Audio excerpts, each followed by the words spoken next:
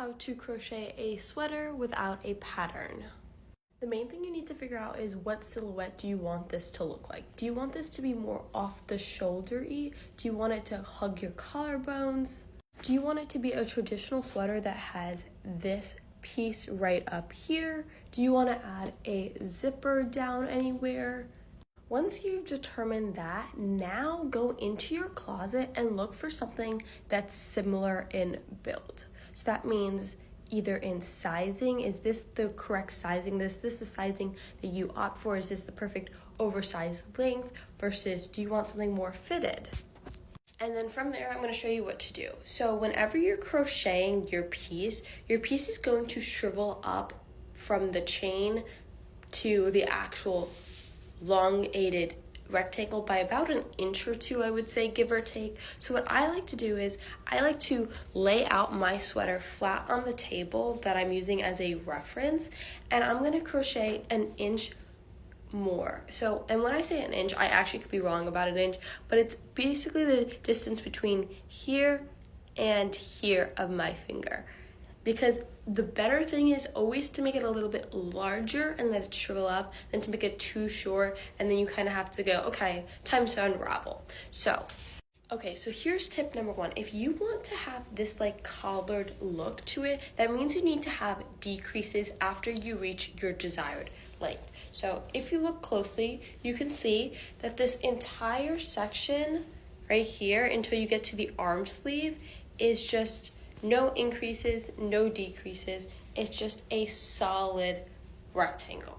Now though, when you get to about here, you're gonna start to notice that there's a print. There's still no increases or decreases there, but then look, from right where this like red line is to here, you can notice that there's a couple of rows of decreases. Now you're gonna need those decreases so that the piece sits right here off without being off your shoulder, and so that you can include in this collarbone.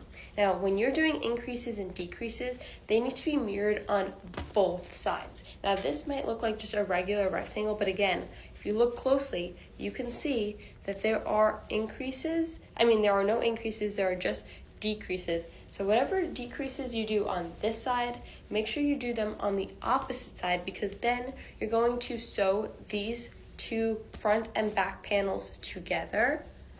There's a tutorial by Crochet Emily on YouTube that I think shows you this project perfectly, so check her out. I'm also going to be making a video. I'm posting it on TikTok just because I'm currently doing this.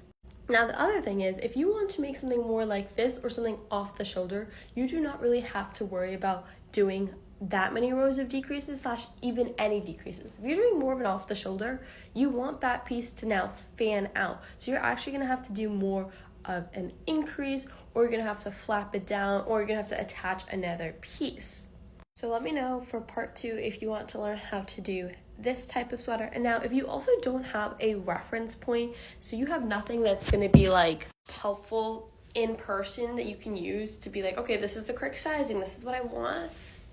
Ask a friend if they have something that you like the silhouette of, or go off of the photo. I like to screenshot it and then blow it up on my computer and be like, okay, this is what I see them doing here, because you don't need a pattern in order to crochet. You just have to be able to recognize shapes, and that's where your geometry kind of comes into use, because you can see, okay, this is just a rectangle. This one has decreases. Like, if you can notice what shapes make up the entire silhouette, you'll be able to recreate anything, and I assure you it's not that hard. You just have to start looking for it, and to practice that, go on Pinterest and look at different images and be like, okay, how would I recreate this? You don't need to actually recreate it, but just ask yourself, how would I do it?